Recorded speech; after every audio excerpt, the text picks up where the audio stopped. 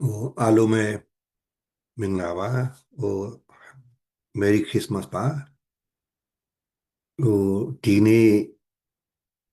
အခမ်းအနားကိုကျင်းပတဲ့ချင်းညီနောင်တဘာပတီနဲ့တကွပါနော်ချင်းညီနောင်ဖွဲ့ဝင်တွေအားလုံးရောဒီနေ့ဒီနှစ်ပြည့်အခမ်းအနားကိုတက်ရောက်ပေးနေကြတယ်ကျွန်တော်ဧည့်သည်တော်များအားလုံးပြည်တွင်းပြည်ပမှာရှိတဲ့ချင်းအမျိုးသားများအားလုံးနဲ့ပြည်တော်စုသားအားလုံးကိုဥစွာမင်္ဂလာပါလို့လေးလေးနက်နက်နှုတ်ခွန်းဆက်တာပါတယ်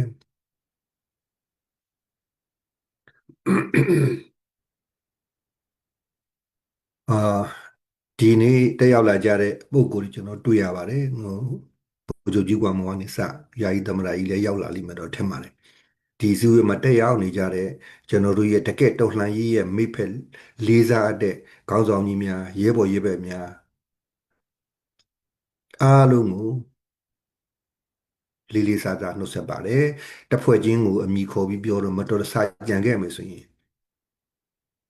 ကြံခဲ့တဲ့အဖွဲအတွက်တစ်မျိုးဖြစ်မှာဆိုတဲ့အတွက်အားလုံးကိုချုပ်ပြီးတော့ပဲကျွန်တော်အနေနဲ့နှုတ်ခွန်းဆက်တာပါတယ်အားလုံးကိုအထူးလေးစားစွာနှုတ်ခွန်းဆက်တာခြင်းဖြစ်ပါတယ်။ကျွန်တော်အနေနဲ့လည်းပဲပြည်တော်စုလွှတ်တော်ကိုစားပြုကော်မတီရဲ့ကိုစားအခုလိုတက်ရောက်ပြီးတော့စကားပြောခွင့်ရတဲ့အတွက်လည်းပဲဖိတ်ကြားတဲ့ပုံမှာအထူးကျေးဇူးတင်ပါတယ်။နောက်ချင်း Brotherhood ရဲ့ဒီနှစ်ဆိုတဲ့ပြည့်မြောက်လာတဲ့အချိန်အတွင်းမှာစစ်ရေးအရာရောနိုင်ငံရေးအရာရောအတွေ့အကြုံတွေအများကြီးရခဲ့ပြီးဖြစ်မယ်လို့ယုံကြည်ပါတယ်ဒီအဖွဲ့ကစောစောတပါးပြီးပြောသွားတဲ့အင်မတန်မှလေးစားစရာကောင်းပါတယ်အဖွဲ့တစ်ခုအစုအဖွဲ့တစ်ခုဆိုတာထက်တကယ်မိသားစုတစ်ခုအနေနဲ့တကယ်စုစုစီစဉ်ဆောင်ရွက်ဖို့တိုးချဲ့ပြီးတော့လည်းပဲညီညွတ်ရေးကိုစီစဉ်ဆောင်ရွက်ဖို့ဆိုတဲ့ဥတည်ချက်တွေကိုလည်းပဲမှန်းဆလို့ရပါတယ်ဒီအဖွဲ့ကတကယ်တမ်းကျတော့ခုနှစ်ပြည့်ဆိုတော့ဒီဖွဲ့စည်းကိုစပြီးတော့ကျွန်တော်စူးစီးကြတဲ့ဒီညီနောင်တွေဒီ brotherhood အနေနဲ့ချင်းညီနောင်များရဲ့စူးစီးမှုဟာတကယ်ဆိုရင်ဒီຫນွေဦးတော်လှန်ရေးရဲ့တကယ် Federal Democracy တော်လှန်ရေးအတွင်းထဲမှာပဲပဋိသန္ဓေတည်ခဲ့တယ်ဒီကနေစပြီးတော့စတင်ပြီးတော့ပေါက်ပွားတာဖြစ်တဲ့အတွက်ကြောင့်ရေကန်မြေကန်အလွန်ကောင်းတဲ့အခွင့်လျော်တဲ့ကာလမှာပေါ်ပေါက်ခဲ့တဲ့အဖွဲ့အစည်းဖြစ်လဲလေးစားပါတယ်ဒါလည်းပဲတစ်ချိန်မှာကျွန်တော်တို့သမိုင်းမှာအင်မတန်ဂုဏ်ပြောင်စွာမှတ်တမ်းတင်ရမယ့်အချက်လက်တွေပဲဖြစ်ပါတယ်အဲ့တော့ရည်ရွယ်ချက်တွေကိုကျွန်တော်တို့ကြည့်လိုက်တဲ့အခါမှာဆိုရင်လည်းပဲကျွန်တော်တို့နှစ်ပေါင်းမြောက်များစွာကျွန်တော်တို့ခံစားနေရတဲ့စစ်အာဏာရှင်စနစ်ချုပ်ငြိမ်းဖို့ဖက်ဒရယ်ပြည်ထောင်စုပေါ်ပေါက်ဖို့ချင်းပြည်တွင်းမှာရှိတဲ့အာဏာရှင်ချင်းပြည်တွင်းမှာဘယ်လိုအာဏာရှင်စနစ်မျိုးမှမထွန်းကားဖို့တန်းတူညီမျှတဲ့ဒီမိုကရေစီစံတန်ဖိုးတွေပေါ်မှာအခြေခံတဲ့ချင်းပြည်တည်ထောင်ဖို့ချင်းပြည်သူတရားလုံးကိုလွှမ်းခြုံနိုင်တဲ့ချင်းနိုင်ငံရဲ့အဖွဲ့အစည်းတရားပေါ်ပေါက်လာရေးအကောင့်တွေပေါ်ဖို့စတဲ့ရည်ရွယ်ချက်တွေဟာအင်မတန်မှတန်ဖိုးကြည့်ပြီးတော့ဆောင်ရွက်ရမယ်မလွဲမသွေတာဝန်ရှိတဲ့ကိစ္စရပ်တွေဖြစ်ပါတယ်ဒီအပေါ်မှာအလေးနဲ့ထားပြီးဆောင်ရွက်ခဲ့တဲ့အတွက်လည်းပဲအင်မတန်လေးစားပါတယ်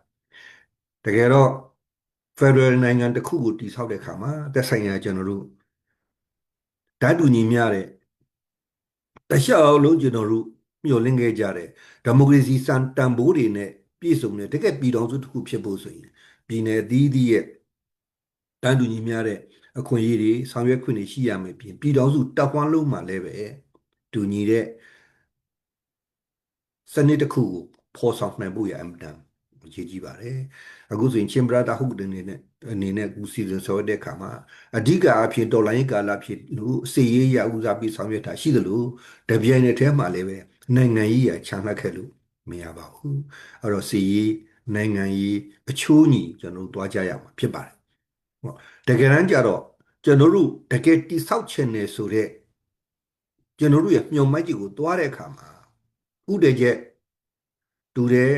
ပန်းတိုင်တူတယ်ရည်ရွယ်ချက်တူတယ်ဆိုရင်ကျွန်တော်တို့လမ်းကြောင်းတူပြီးတော့စူးစီးညီညွတ်ပြီးတော့တွားနိုင်မယ့်အနေအထားမျိုးရှိပါတယ်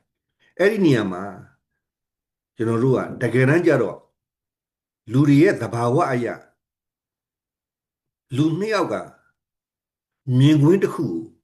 တပြိုင်နက်တည်းကြည့်ပြီးတော့တပြိုင်နက်တည်းမြင်ကြပေးမယ်လို့မြင်ပုံမြင်ဒီနဲ့သုံးသပ်ပုံသုံးသပ်နည်းဟာတစ်ယောက်နဲ့တစ်ယောက်တူလေမရှိပါဘူးမတူနိုင်ပါဘူးဆိုချင်တာကရှုခင်းတစ်ခုကိုကြည့်လိုက်တဲ့အခါမှာအလွမ်းကန်ရှိတဲ့ပုဂ္ဂိုလ်ကအလွမ်းစိတ်နဲ့ကြည့်မယ်အပျော်ကန်ပုဂ္ဂိုလ်ကအပျော်စိတ်နဲ့ကြည့်မယ်စသဖြင့်တို့ရမယ်ဘာတစ်ခုကျွန်တော်တို့စဉ်းစားလို့ရတယ်လေဆိုရင်ရည်ရွယ်ချက်နဲ့ဥတည်ချက်တူတယ်ဆိုရင်အဲ့ဒီအမြင်တွေကနှစ်ဖက်လှတဲ့အတွေးအမြင်တွေတနည်းအားဖြင့်အင်္ဂါစုံတဲ့အတွေးအမြင်တွေရောင်စုံတဲ့အတွေးအမြင်တွေ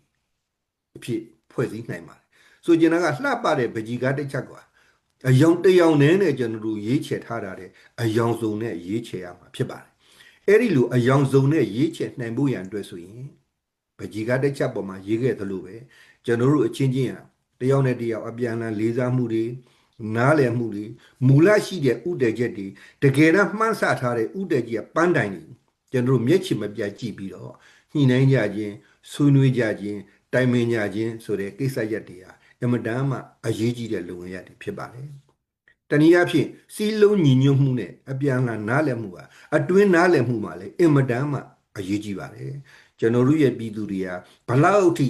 ဒုက္ခရောက်ကြရတယ်ဘလောက်အထိစစ်အာဏာရှင်ရဲ့အောက်မှာဒီကနေ့အချိန်ကာလဒီနေ့စဉ်နဲ့မျှဘလောက်ထိဒုက္ခဒုက္ခတွေကိုရင်ဆိုင်နေရတယ်လေဆိုတာအားလုံးအသိပဲဖြစ်ပါတယ်ဒီကနေ့ကျွန်တော်တို့တာဝန်ယူနေကြတာတာဝန်ယူနေကြတဲ့ပုံကိုများဟာလည်းပဲအဲ့ဒီထေကပြည်သူတွေပဲ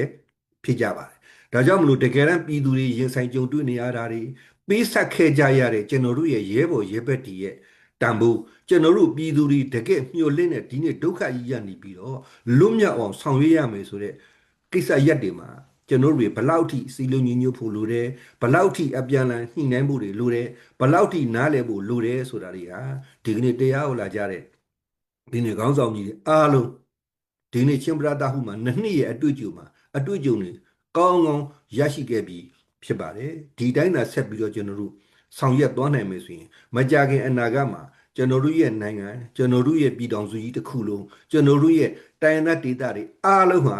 တူညီတဲ့တကယ်စစ်မှန်တဲ့အလေးအညာအလှည့်စားကင်းတဲ့တန်းတူညီမျှတဲ့ဒီမိုကရေစီရဲ့စံတန်ဖိုးတွေကိုဖော်ဆောင်နိုင်ဖို့ရန်အတွက်ကိုဆက်ပြီးတော့ရှောက်လန်းကြရအောင်ဖြစ်ပါတယ်။စီရေးနိုင်ငံရေးအရာလည်းပဲကျွန်တော်တို့အများကြီးဆက်ပြီးတော့ကြိုးစားဆောင်ရွက်ကြရအောင်ဖြစ်ပါတယ်။ဒီနေရာမှာဘသူကကြီးတယ်ဘသူကငယ်တယ်ဘသူရှိကိုလာပြီးတော့ဘသူကလာလို့ဆိုတဲ့ပုံစံမျိုးအစားကျွန်တော်တို့အားလုံးဟာစောစောကတဘာပတိကြီးပြောသလိုပဲညီရင်အခုမိသားစုတစုတကယ်တော့ချင်းပြည်တောင်တစ်ခုရဲ့မိသားစုတွေဟာအခြားကျွန်တော်တို့ပြည်တော်စုရဲ့မိသားစုတွေနဲ့အတူတူပဲလက်တွဲညီညီနဲ့ပခုံးချင်းဖက်ပြီးတော့ဒီကနေ့ကျွန်တော်မျှော်လင့်တဲ့ပန်းနိုင်ကိုရအောင်ဆက်လက်ပြီးတော့တွားကြရအောင်တွားနိုင်ကြပါစေတွားနိုင်တဲ့စွမ်းဆောင်ယူတဲ့ပြည့်စုံတဲ့အင်အားဖြစ်ပါစေလို့ဆန္ဒပြုရင်းညီကုန်းချုပ်ပါတယ်အားလုံးကိုလေးစားပါတယ်ခင်ဗျာ